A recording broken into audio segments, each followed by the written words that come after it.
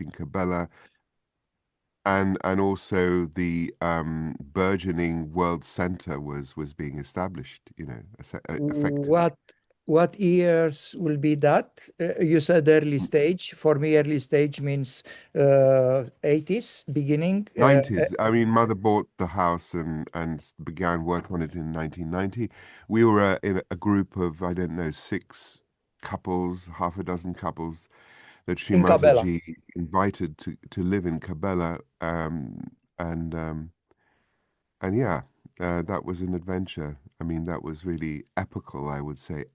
Epic and epical in the sense Yes. that it, involved a lot of yogis. It was like a huge, great big sort of, I don't know, a heart in which, the whole world circulated through at a certain point.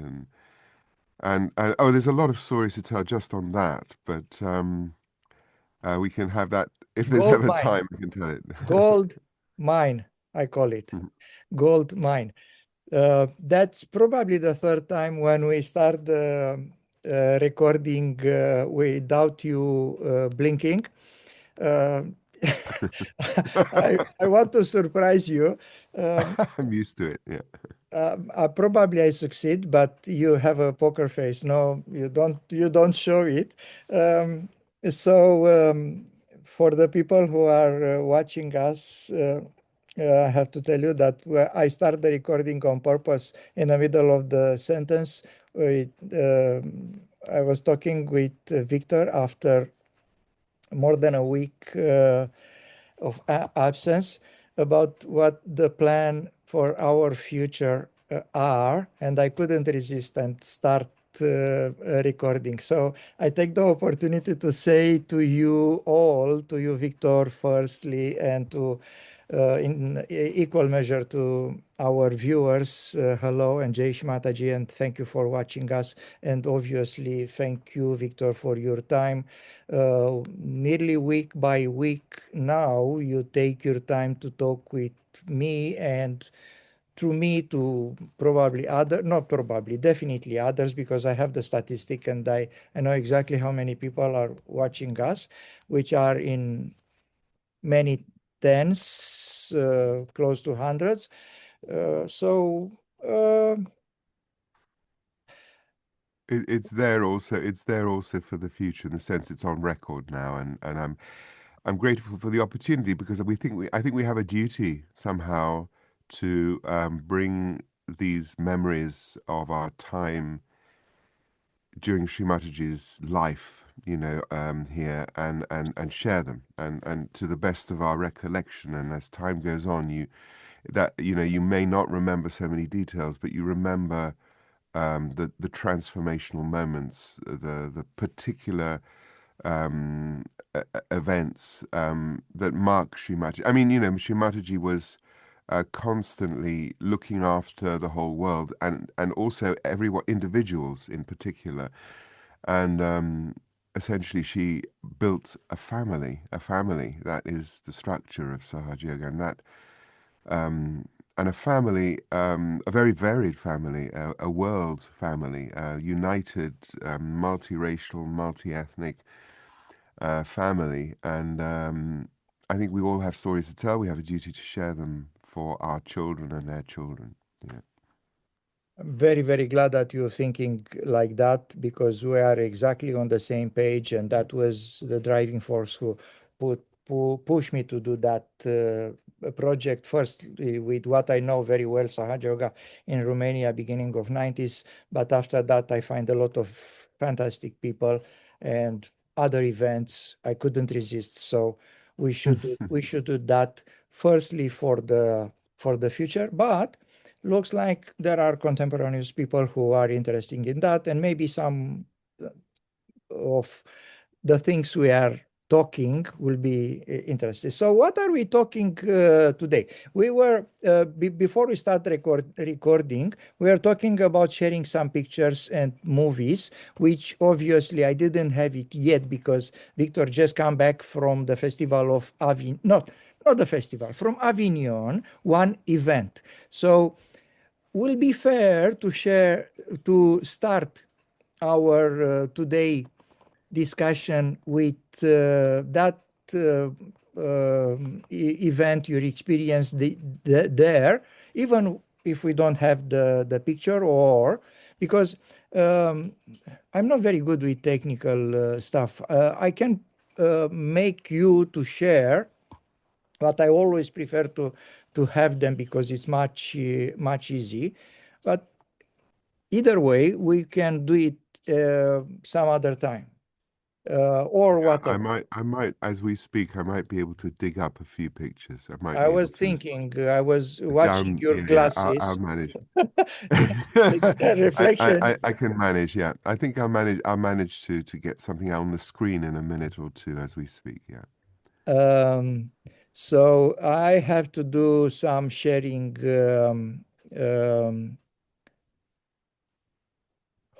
sharing the sharing. um, Yeah, yeah. I'm going to be able to. I will be able to share definitely. Yeah, yeah. yeah, definitely. I've got something. Let's try I try. something just to make sure that it's working. I click on the button who said share setting, host tools for share. Um, so Yeah, I'm going to just get them up on the screen. Yeah, in some point. Okay. Yeah, I'm in absolutely in a position to do that. do Um. share a picture just to see if it's working, and after that we start Yeah. uh, talking about. Yeah. Let me just do that. Share. Share. I cannot see the share. But yes, yes, here we are. Yes, I can. Near the Yeah, heart. I'm sending you a request to share I click allow, so you should be able. as usual. Okay. Yay. Yeah. Okay, so Yay. here we have some performance pictures. Now, my wife, Monya, or Purna, as she's named Sahajiaga, Mataji gave her a name, Purna, comes from a contemporary dance background. Um, And what we did was to perform my settings of William Blake's Songs of Innocence and Experience to a French public in a form which was as complete as I hope it was intended to be, which is, William Blake produced these songs. We've talked about them before, and they are studied normally. They're eviscerated from the visual context and studied and analyzed to death as poetry, whereas there's something living. And Srimataji introduced me to William Blake, spoke about him as this visionary, uh, how should we say, precursor of her advent, if you like. He prophetically spoke of a time when all men would become prophets, and Sri Mataji, made that, activated that, actualized that by awakening people's kundalinis and giving them self-realization. Uh, But William, Just yeah, so, just to put it in the context, Victor, can you please let us know what was this event? So obviously, I know about the Avignon Festival. It's one of the biggest theater festival in the world, and or in Western world. Um, you haven't been exactly in the festival, but yeah, was yeah, uh, it is part part part of in the this. big This is event. the build up, the Wow. build up to it. This was the called an event called the Ville des Langues, the town of Orash, languages, the town of languages. So and that was it a was a part of festival the within the big, festival. because the festival is about 1 month long or so, as far as I know. Yeah, yeah. I So mean, it a was lot of part of it. part of it. Okay. So can you tell us more about your show? Who invite you there? Uh, how you uh, Yeah. obviously they invite people who are well known. I mean, not everybody goes there. I know that. No, we're not well known, but I think this is the but it's a niche within the festival Hmm. for more literary kind of projects. And let's say my project has been the adaptation of songs or lyrics, poems that no longer, I mean, that have been adapted to music and to song. Um, and this is something I think interesting, interesting side within the festival itself. And I think there have been other attempts, and there are numerous, you know, artists who have set a few of William Blake's songs to music. But I think mine is probably the biggest, and attempting to be complete in some way, rendition of these songs. And it's been my life's work. It's turned out to be my life's work, sporadically composing these tunes, these melodies that are inspired by the I won't call them poems because they're called songs, but they're not complete with the melodies. Blake did not have them annotated, and I think he left space for creative input on the part of the listeners, and also the mothers and nurses and nannies of the children of the day, um, who sat on their laps at their, they would be encouraged to sing these songs, and you realize that they're songs rather than poems because there's an irregularity as you read them. If you were to analyze them, they're not like a sonnet with a fixed, um, you Structure. know, structure. But they make sense when you start singing them because there are pauses for the breaths. There are the possibility to elongate the vowel sounds, to accentuate the Mentioned emotions. by Yes. Blake, the pauses. No, they're they're built in. I mean, they're written to be sung, and therefore, as all good libretto writers in, let's Hmm. say, opera or songs, the rhythm allows for a natural moment to breathe, and it has a flow. The way it's constructed, um,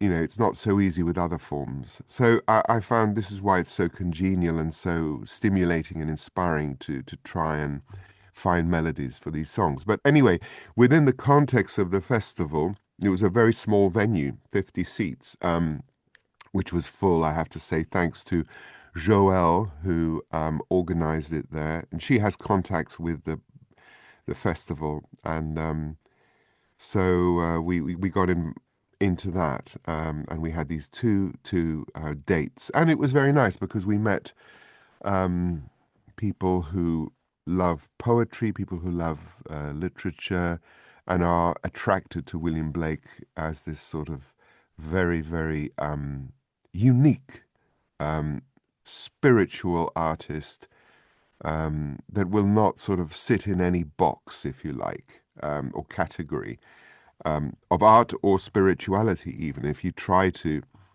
um, fit him into some scheme, in any sort of pre-formulated way, you're likely, um, well, to find it rather difficult, and that wasn't his aim. His aim was to, yeah, I mean, it's as if he took a sort of snapshot of human consciousness at particular moments of its development. But that's not, it shouldn't be static, and we see it as a sort of a definition or a map of things as they always will be, you know, um, because the whole point of his art was not to, have something framed for posterity, but to actually stimulate other people to be creative, to make an art of their own lives, to celebrate creation by being creative. And that means, at a certain point, letting go of the safe moorings of knowledge and what you already know, and allowing yourself to be carried by a wave or a current of inspiration or human or imagination. And that is accessible, I feel, also through meditation, in the sense that meditation is an emptying and creating of space internally in which inspiration can then shine through, but not as a kind of neutral white light, but filtered through the kaleidoscope of one's own soul and character and take shape outside ourselves to be then contemplated. Uh, um, I mean, in the sense, we are the tips of the branches of a tree that can blossom and give fruit. We're not there just to eat the fruit. We're not there. We're there to produce it. And I think that as realized souls, as Sahaja yogis, the manifestation of the transformational state and dynamic state of our yoga needs to be put out there. And I think that's Blake's legacy, living legacy, is to inspire others. And I took this lack of melody, the lack of the fact that the music has not been annotated as being a deliberate, um, conscious invitation on the part of Blake to invite us to be to try and create them. And I see Blake very much as being. That's why he's such an inspiration and becoming more and more important, I think, in world culture. But for that reason, you know, I think that you can read Shakespeare, but it will be difficult to reproduce Shakespeare or write anything that comes close to what he has done. Um, I don't think the same of Blake. I feel that the to enter into um, contact with our own imagination is like diving into a pool that he called poetic imagination or the spirit of prophecy. It's a sort of universal pool of knowledge, of potential for creativity and growth that you tap into and you know get inspired by, and you try to sort of express something.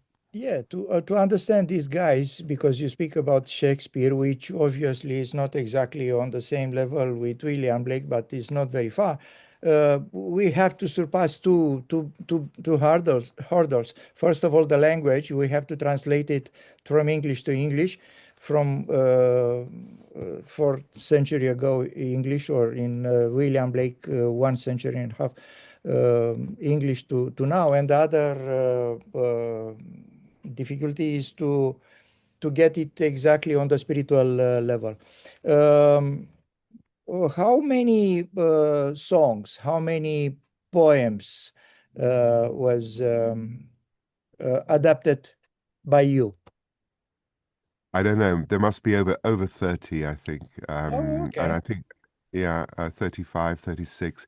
I think I've got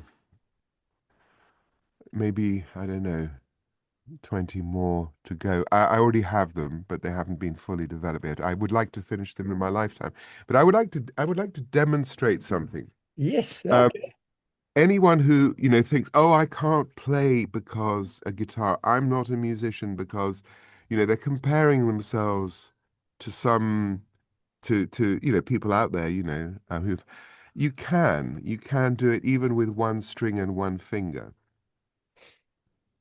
I want to demonstrate that. So here we go. Okay. Now, okay, it's early in the morning. Bear in mind, my voice isn't warmed up. Okay, this is called the fly. Can you hear it? Can you No, hear? no, No. Okay, that's because we have this Zoom puts the gate on let me just voice. change the audio settings. I'm just going to take out Yes. uh yeah. Okay, I'm changing them, taking off the noise on audio settings because they have this annoying, well, it's good actually in a way, but original sound for musicians. Yep. All right, here we go. Can you hear? Yes. Yes, now I can hear. Okay, okay. Playing with I just prove that I'm playing with one finger. Hang on, I get into the frame.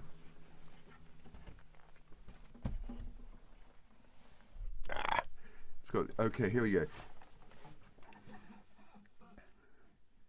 And and this is also the process, if you like, of composition, because it's often doodling, just trying out things. Here, the fly.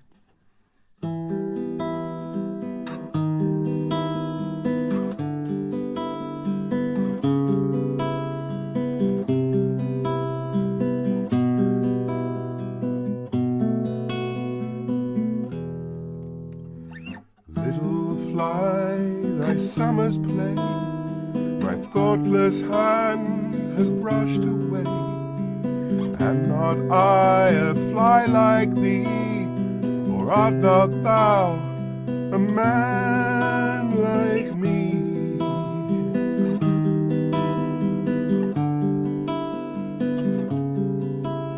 For I dance and drink and sing till some blind hand shall brush my wing.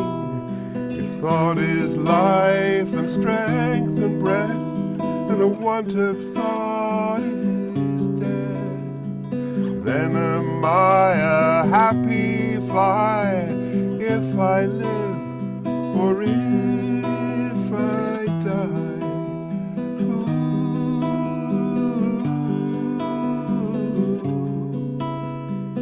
If I live or if I die.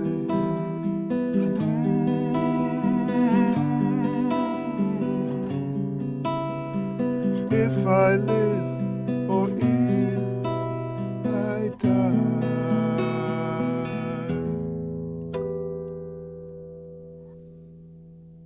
Easy peasy for you.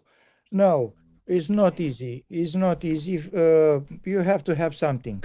Uh, and I always chapeau to the people who have this something because I don't.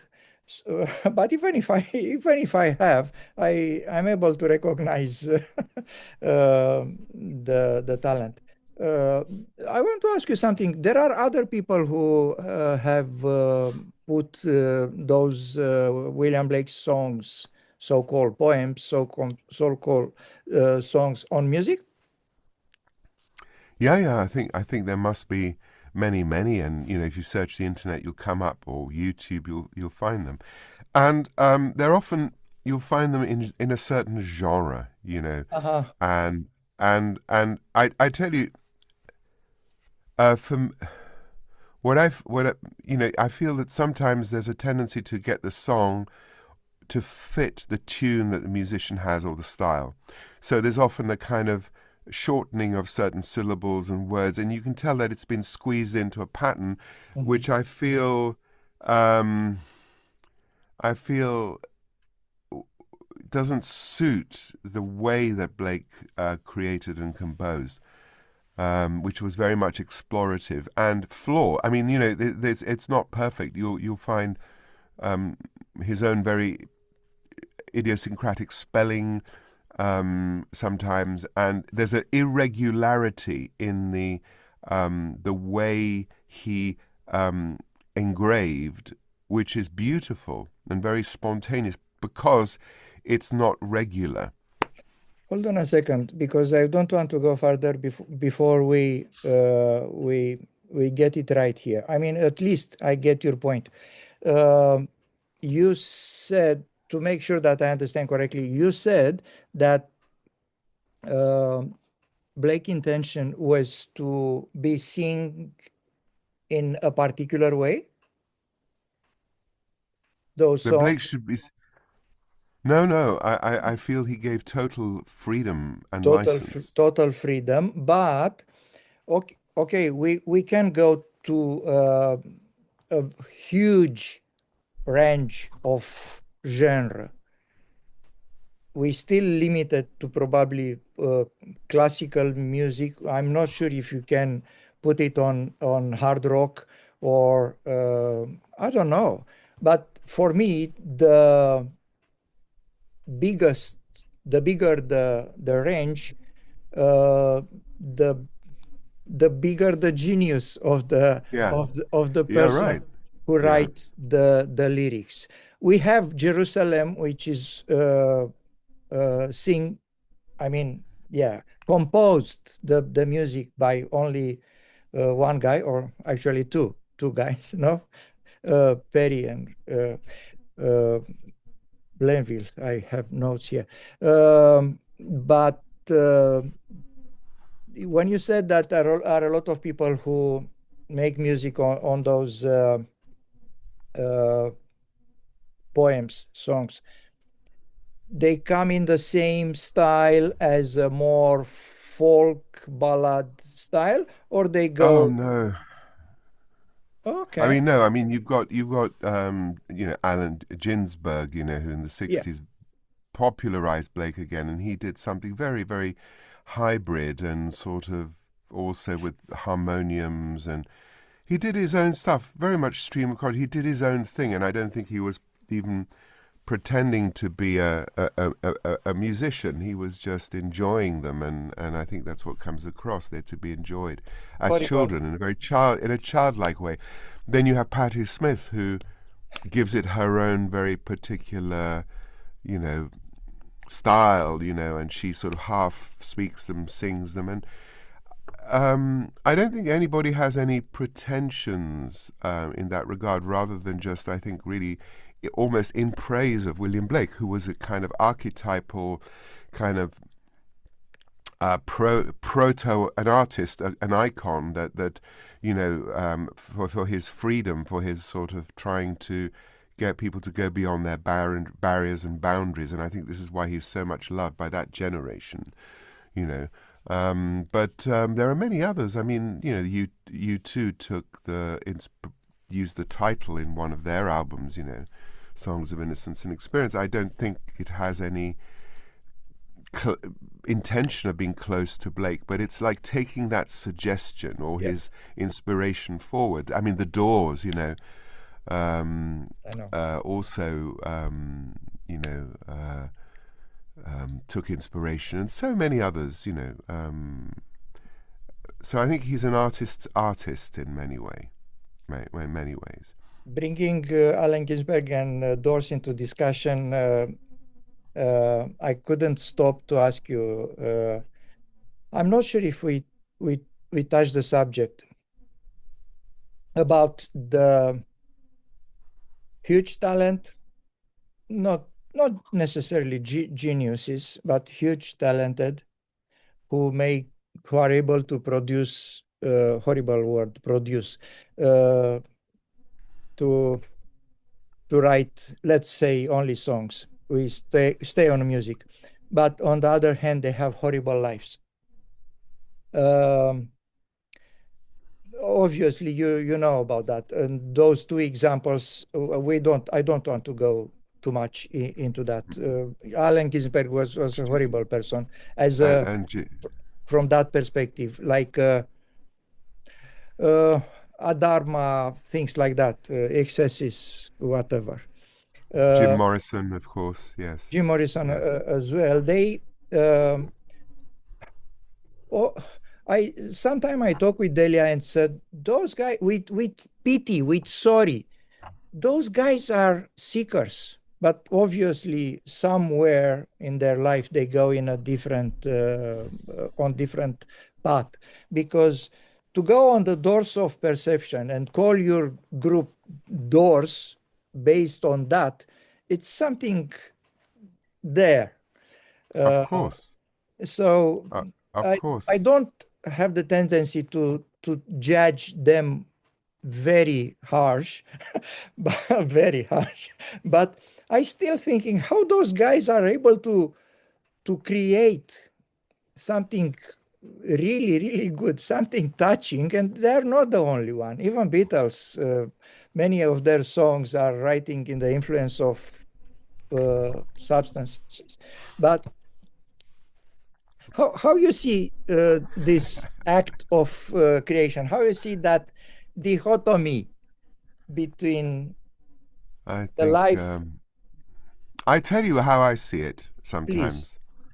I Ah, see that, that I, I tell you how it is. I think what it is artists are kind of devotees. They are devotees to the creative force of the world, and they are conductors of it.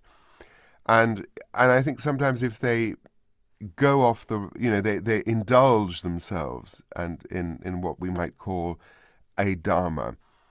They come back on stage, which is like a kind of an altar, and they make an offering to the divine for redemption.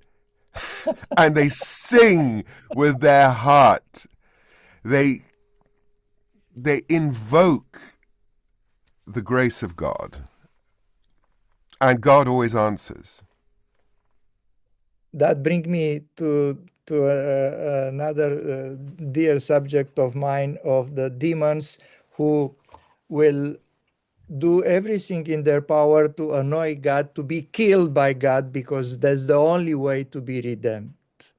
Yes, in a way. Many demons in all the scriptures, if you look, many demons do that. In the end, in the last moment, they recognize the power of goddess, or the god who killed them, and Yeah. you wonder if they don't do it on purpose. Yeah, I mean, of course, there is that element. I think that there is that because they will go to the very end of their defiance. They'll go as far as they can go, and then in the end, they just have to Yes. um, surrender to their destiny. But I feel um, artists are also these great artists. Are also human beings. They are what they're disciplined in their art, and they're also human beings. And it's very difficult to say what's really going on. But I think the divine uses the instruments that are capable and available to be able to manifest something in different moments, in different ways to the people that need a nourishment of something beyond the material. They're able, however, to lead people's attention above the force of gravity and materialism, and sense that there's something greater and awaken something greater within themselves. And that's what their purpose is, I feel, in many different genres. And you can feel that energy. And it's just the way God works. And there's that famous film Amadeus, in which this poor guy, Salieri was it, who bemoans the fact that he was virtuous and God inspired Mozart, who was this sort of naughty, enfant terrible of his age. He's saying it's not fair. I'm a good boy, and he's the genius, and look what he's up to. It's not fair. So I mean, and it is, that's how it is. I feel also there's a certain amount of how should we say, you know, they're in a world of privilege also if they're famous and they get approached and they get that sort of corrupted in a sense. There's also a certain amount of escapism because there's angst.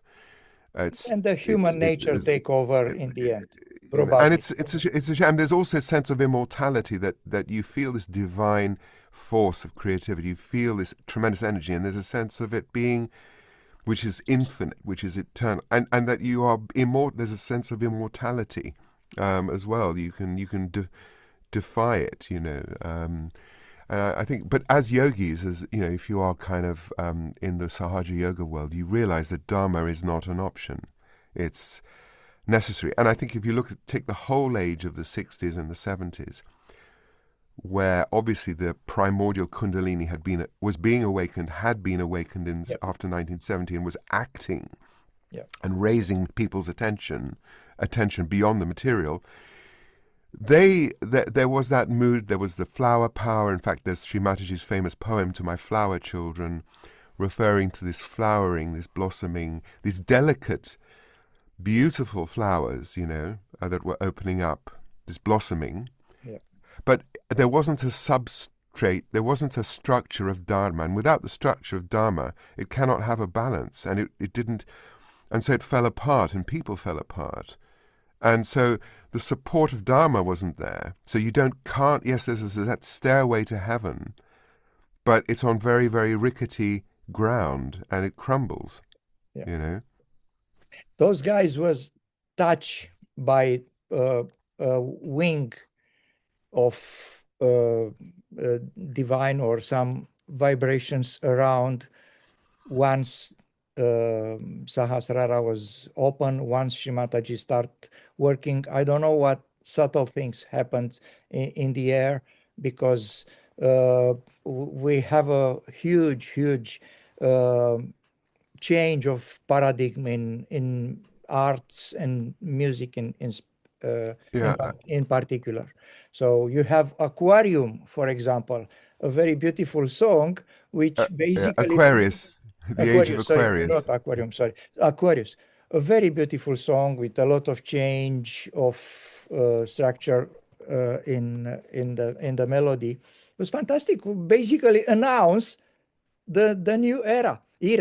So The yeah, age of Aquarius. yes, Yeah, I mean, they were all tuning into that. And the thing is about, and there were lots of realized souls and a lot of awakened souls. And I think that happened. But again, it got sort of dislodged from Dharma, And I think, innocence and the respect for innocence is the coefficient of creation. So, it's got to be in there. So it's unsustainable not to have it. And I think, we have a sense of artists who now, in an age where Srimataji's come, where you have a reference of a divine guru who actually, actually makes it very clear and, how should we say, explicit, that, and your own experience shows you that the observance of Dharma, or respect for Dharma, leads to your ascent and stabilization of that state, and expansion of it. It's like, that's what the situation is. So the kind of, next generation of realized artists and geniuses who associate themselves with the movement of Sahaja Yoga, see themselves being also, as, how should we say, having those values, those innate eternal values. They're more conscious of them and rooted to them. That doesn't mean that they will produce works of genius. This is also something very true. You cannot, a little child can come and do a little picture and it has great vibrations, but is it art? Is it art? Is it, and creating art, it requires talent and application and hard work, and let's see, and also a certain amount of a desire to communicate. And there's also that thing where after, when you're in a state of meditation, you don't need to express yourself. You're fulfilled. So to a certain extent, the need and the desire to share something also has to be there, to say something. And then we have different notions of the art and the artist, in the Oriental notion, or let's say the classical musician. There's a perfect form of music, the raga, the DNA, also that corresponds and resonates with chakras. They manifest that, and it's the music, and those ragas don't change. The interpretation changes. It's a little bit like nature. You have the seasons and the sky, and the clouds are always the clouds, but they are different shapes every day. The music can take, but the form, let's say, it's the same. clouds are clouds, planets are planets, the sun's the sun, the moon's the moons. All of that is set, with different permutations. In Western art, we have a different idea. We have the idea of the artist's originality and uniqueness and creating something new and that hasn't been expressed before or said. and the geniuses do that, and they are put on a pedestal probably for that reason, because they created something new and original, and that search for something new and original, the artist somehow producing something that's unique, is one of the notions of one of the things that we have differentiators in Western art, which has a sort of inherent dangers of identification, ego, and all of that. I don't know. You raise a question. We can talk hours about that. And it's for me one of the difficult uh, definition of a concept, what is art. So there are many answers, many books about that, but none fully satisfactory. Um, No, no, it's just, it reminds me of a book, Freud, who wrote this book on jokes. What is humor? I mean, you can't read something that book and tell jokes. It's just not going to happen. something to There's no make you laugh. manual. Something to make you laugh. No, those kind of questions are, in my view, primordial questions. I mean, close to primordial question, because art is very close to spirituality. Uh, and if you want to talk about spirituality again, you have to employ a lot of other concepts. But I will try my luck. Although our plan was to talk about something else today, because we reached that point. Yeah, we Uh, have. We've reached a point where we can go to the original agenda, no, if you like. I remember you had some questions. I think because I tend to wander a lot in my conversation. I mean, if you yeah, try and pin me down, it would be a good idea. okay, okay. Um, let's go back to our story. We left it last time, 10 days ago or so. When you tell the story about Shimataji telling you off. Yeah, if you remember, just to summarize, mother had come back from a tour of England. She'd been in England, and she was not in a good mood. She was actually very, because you can't use the word angry because it gives a different, but she was really denouncing the English ego, arrogance, presumptuousness, uh, and I had been called out, and I was actually at her feet. She was telling me off for my Englishness, and I was sort of looking down at her feet. And so the sort of things she was saying was and you're why are you English so bumptious? You think no end of yourselves, and you're arrogant, and I was just looking at her feet, um, and not daring to look up, of course, and I just felt a wave of vibrations, like and love and compassion. So she was telling me off, but I was being filled with love and joy, and daring not to look up to show the emotions on my face that were not. I mean, it was just such a mixture, but mainly I was enjoying so much to have that love from her. And at a certain point, I looked up at her and I apologized. I said I was sorry, and she was very everything. It was like the storm abated, and there was that calm and the silence, and the sun started shining again, and I just walked away. Now, um, you know, trying to shake off your conditionings is one of the great challenges, and sometimes they rear their ugly heads again. They're triggered by something. You can be sort of humble and meek, but there's suddenly something happens, and suddenly you become arrogant again, so you react. Now, in the backstory to that is this. There's a tendency for the English sometimes, being English, is to be a bit self-righteous, principle, the principle of things, and all of that, and we know they all crumble in the face of, greed, ambition, and all of that. These lovely principles that we stand for sit together with utter hypocrisy. And we're seeing it, we've seen it time and time again. But coming back to the point, what happened was this. I was living in the castle with Purna and all the other families, and while the house was being refurbished, and there were these lovely occasions at weekends when all the yogis would come, not pujas, but just weekends, and work on the house, and then there'd be a barbecue or a pizza night, and there was one of these pizza nights going on, and Mother had recently done a program in Milan, and she had invited to the castle this Indian yogi of Indian origin who came from a family of jewelers, so quite well off. They were doing business in Italy. And this young man who was in his early 20s, she kind of took under her wing, I think, and she invited him to Cabela, and he had a room at the top of the house.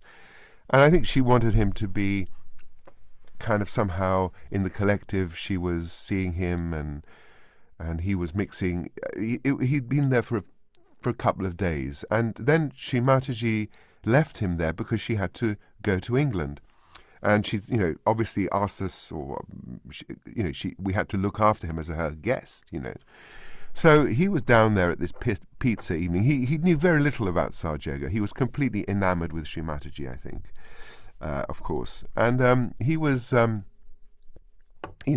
some pizza, and the evening went on, and there were bhajan songs, and then Purna comes up to me, and she says, who is this Indian boy?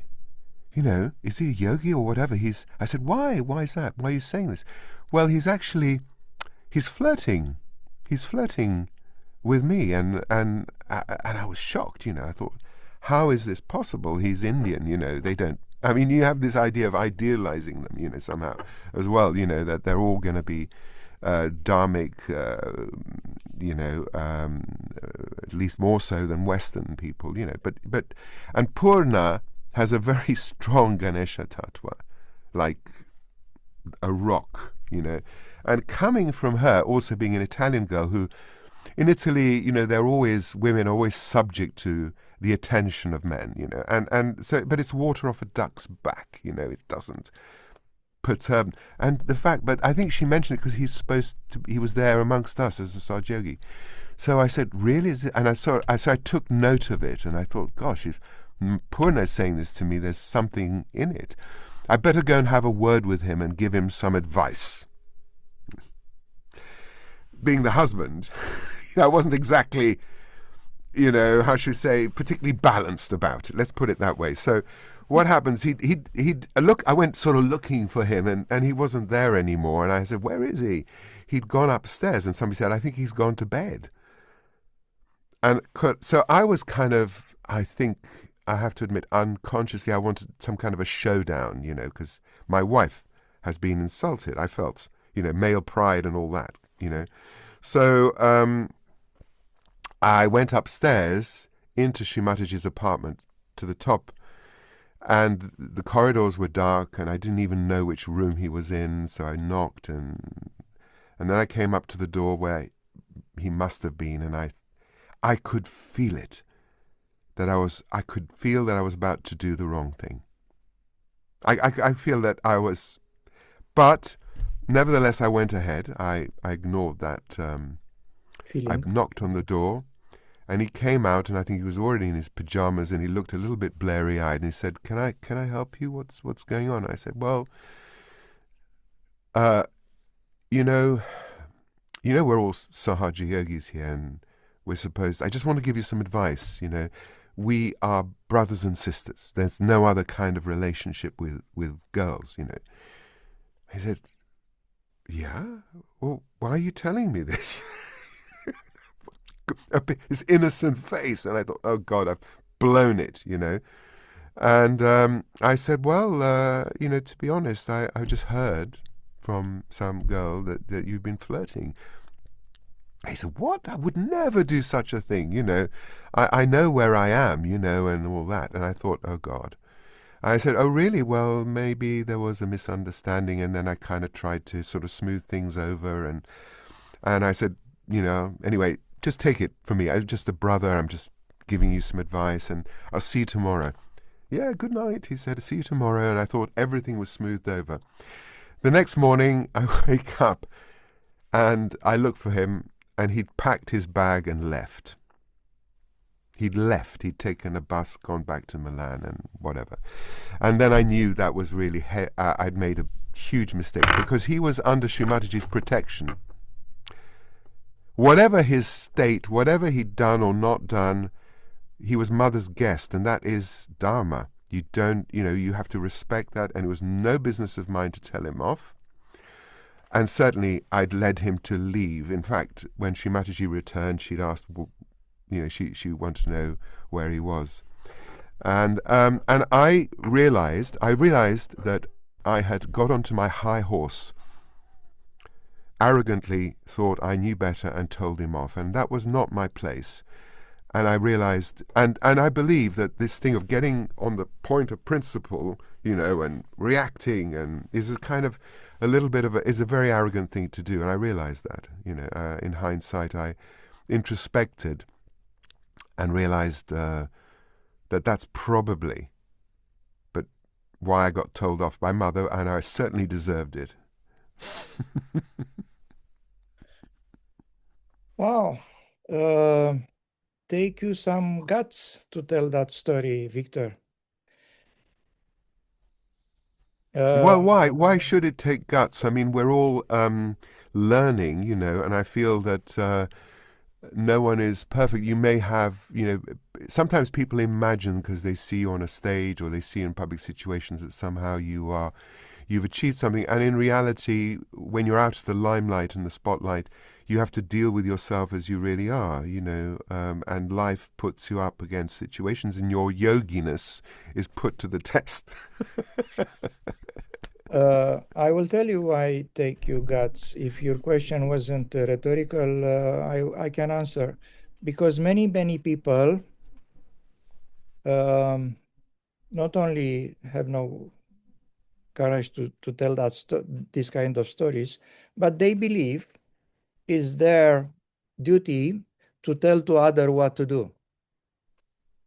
From a pedestal of not sometimes not even old Sahaja Yogi, sometimes yeah, whatever, a Sahaja Yogi who believe that he knows everything, feel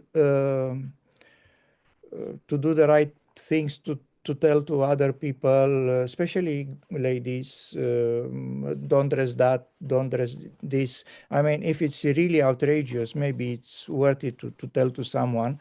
But if it's just normal, if you are not exactly spot on like the uniform, all of the sudden always it's somewhere there, again, especially a lady talking about the dresses. But there are this is Yeah, my exactly. only example who come now in my oh, you don't have pants stretches under your Leggings your under your leggings, dress, yes, under your skirt or dress. dress. The dress Yeah. is long, but no, you don't have it. Anyway, yeah, you bring a very interesting subject, and this is the moment when I believe the today people can listen a little bit to our and maybe think twice sometimes about some behavior. Um, what are you feeling to talk about now, Victor? I give you a few options. Brazil. Oh, We can continue with story with Shimataji, because what you tell me until now is just probably a little bit of your story. And if you don't mind, I suggest you to not to write them down, but at least to have them like index. Will be easy if you remember something maybe just put a few words Uh, there. no, there are a lot of really interesting things, but I would like to turn to Brazil if I might. We Okay, can come back yes. because I think it really they deserve the group of people who organized the Brazil tour deserve to be mentioned for their achievement because it was an achievement, but also as having set a precedent, in my view, of something, which is to go. It's happening. It's also happening in Europe right now. But they had initially, from what I understand, it wasn't an easy task to get support for the tour. It was very ambitious. 3 routes: central, south, north. Three luxury coaches, as you remember, not cheap, and a lot of stops going into unfamiliar places, different places, and setting up and having essentially this these events that were involved a lot of people, musicians and as well as presenters, technical issues with projectors and stuff. But fundamentally, they had no. I think it was they had to raise the means to be able to do it, and I believe they had to do it independently of the national funds that they had. So they had to actually, um, how should we say, promote the tour and get the resources to do it. And they did it because they were 100%, 108% convinced as a group, and there were a lot of them. They were very collective that Shimataji was encouraging them to go ahead with it. So it was Mother. They felt really they had been empowered by Shimataji. Um, and, it was a group of young people. We're talking about, people in their 20s, 30s, Yuva age group. Amongst them, there are, of course, very qualified people and also people, professionals and whatever. But while we were on the tour, I don't know how yours went, but it was seamless. The organization was perfect, but without stress, without a commander in chief. They had almost like ants or bees in a hive. They were able to interact in a way that it was totally seamless and smooth. I'm sure it was tiring for them, but they had a huge amount of support also from the participants who came from different countries. There really was an attempt before and after programs to support each other vibrationally. There was a lot of meditation going on, a lot of working with candles, a lot of treatments in a way that it was like an army, literally, with the supply chain. you know, the advanced guard, and then you'd have the supply chain coming along, with food, with I don't know, matkas, mini matkas that you put Yeah, in your pocket before all the performances. all the It was logistics. just Yeah. perfect. Yeah. So I have to say congratulations to them. And I'm encouraging them to share their know-how, to come to Cabela, the World Centre, and have a little workshop and say what they did, because I do think benchmarking and having best practices is good, and sharing them is a way also to, to evolve our ways of spreading Sahaja Yoga. Um, I was talking with Igor Oh, Cirleman yeah. extensively. We dedicate probably the whole discussion about the Central Tour. So I know where you've been and in how many cities and how many programs you have and so on. But obviously everybody's experience is different. What was your highlight from the tour? I'm talking about the tour, not the whole event, because after the tour come another highlights of our staying in Brazil. The whole event Oh, finish yeah. apotheotically with the Havan and the puja, both of them, and the seminar presentation and the music. So this by itself was a was a huge event, the seminar, 10 days or so, Yeah. but we're Yeah. still on the tour now. What was your highlight? What was the best, if you have one, or the whole Yeah. Yeah. experience?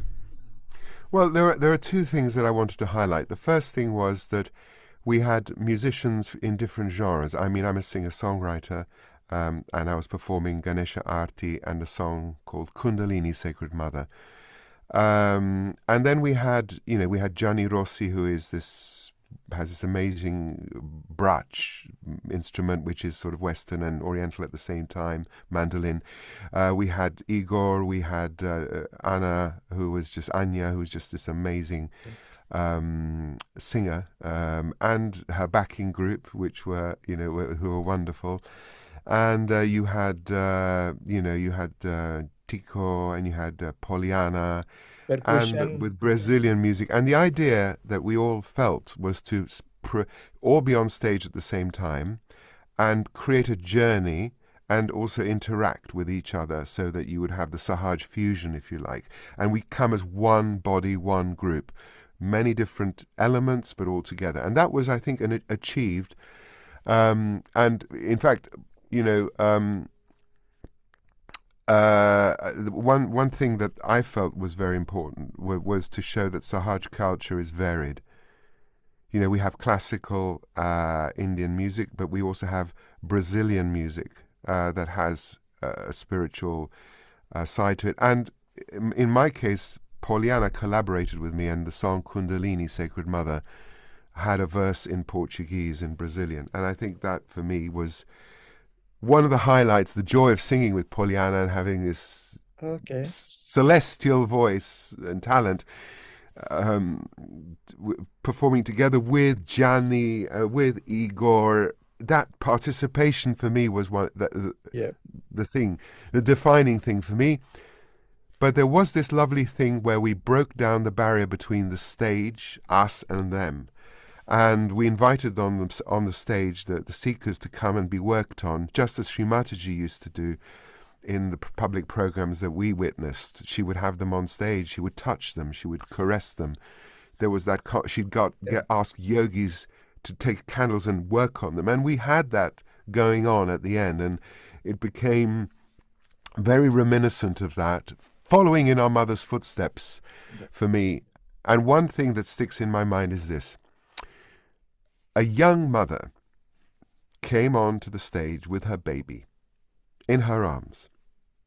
And she was sitting there at the front of just at the edge of the stage, as there were others there being worked.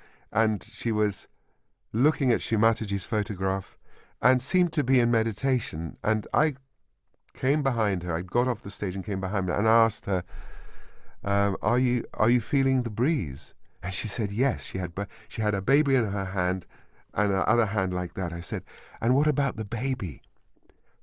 Put your hand above his head." And she said, "Oh, it's." I said, "Is it cool?" "No, it's hot. It's warm." I said, "Really?" "Raise its kundalini." And she, the mother, raised the child's kundalini. And I said, "How is it now?" "It's cool." First time there with her baby, she gets rebirth from Shimataji, and she gives rebirth to her daughter. For me, it's a very beautiful moment. Those moments in our life uh, as Sahaja yogis are like moments of creation. I don't know how to put them differently. It's not a big word. Maybe it's not the right one, but I feel exactly the same when I give realization, especially to one. When I talk just to one person, and I see everything in his eyes, and Yeah. the feeling, it's one of the fulfillment. It's like Yes. you feel like you done your duty uh, Yeah. that Shimataji entrust you to do it, and Exactly. you feel sometimes I don't feel sometimes I don't feel vibration, but I feel that like a soup boiling and going out. Uh, yeah, everything. A It's flow, a a, flow. a flow, overflow. It's not only a Yeah. flow, it's overflow. You cannot contain it. So, Yeah, wow. yeah, I know what you mean, and I would also like to underline the fact that however interesting and joyful it is to sing on stage, I don't know, it just doesn't compare. Giving realization or feeling a Kundalini rise is of another order. You know, it is, and it's the most fulfilling thing, and I have to say that with all honesty, and I mean it. Yeah, that's true. Combination between in the public program, combination between music and not talking, but interaction, because it's not about one person sitting there. You can do that, but not for long. But for me, interaction, it's one of the most interaction with the new people, with the seekers, the real Yeah, yeah, interaction. It's yeah. one of the most important. Uh, Helped sometimes by music. So yeah. That's another topic. Maybe I will come back a bit or some other time Yeah, if will be the case, because I feel that we don't um, reach the perfect balance between those two, especially recently. But yeah. that's another discussion. It Uh, is. Yeah, it is. It is. It is. if But that's you, the beauty. yeah, yeah. It's the beauty of Sahaja Yoga that it is an See, it's a evolving process. It isn't set in ritual and a fixed ritual or formula. It still evolves. And Sri Mataji herself continued to experiment. And she's also said that gurus are creative and use creativity. That we need to adapt to our audiences. We need to have an understanding and reach them. It's not. Uh, so I feel it's a dynamic process and it's very enjoyable. And if we go into it in that spirit, then things open up for us. completely agree with you. It's alive.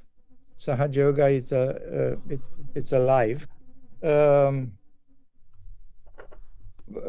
I know exactly why Shri Mataji do not give us the straight lines and the straight answer to all the questions, because that's for us to find.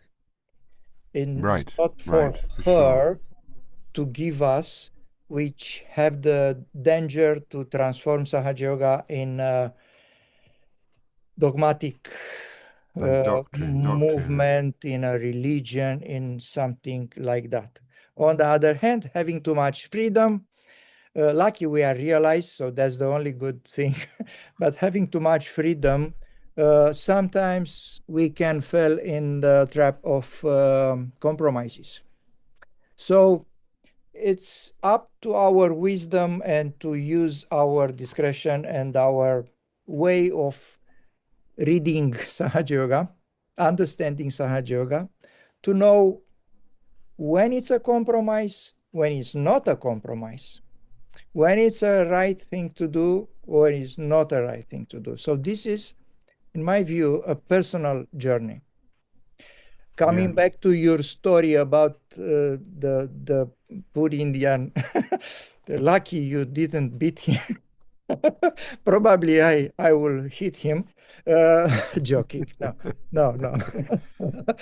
Yeah, I Uh, mean, if he wasn't, if yeah, I mean, maybe in other circumstances I might have. Yeah, exactly. Um, yeah. I mean, yeah. So no, I feel we've reached another one of our moments for a pause. You know, because it's coming close to 9 o'clock here in Italy, and it's my working day is about to start. And But I wanted to thank you again for the opportunity. Um, I think apart from anecdotes, that there are specific anecdotes that I can tell, but many of them are connected with the formation of TEV, which could be the theme for next time. Absolutely. So let's Neely, next time should we start about telling the um, subjective history of TEV, Okay, theatre of eternal values for theater those of who are eternal wondering what it value, a stands for. subjective history. Very, yes. We will try to be objective, but yeah. Victor, I thank you very much for your time. Was a pleasure to talk with you, jumping from one subject to another, hearing some music. Maybe sometime we will have the chance to say hello to Purna. Uh, Yep, yep, for sure. Should be and delighted. after we close, maybe we will talk a little bit about next program. Not now, Okay, but okay. yeah. Thank you again, and thank you My everybody pleasure. who are watching us. Jai Shri Mataji. Jai Shri Mataji, thank you. Thank you very much.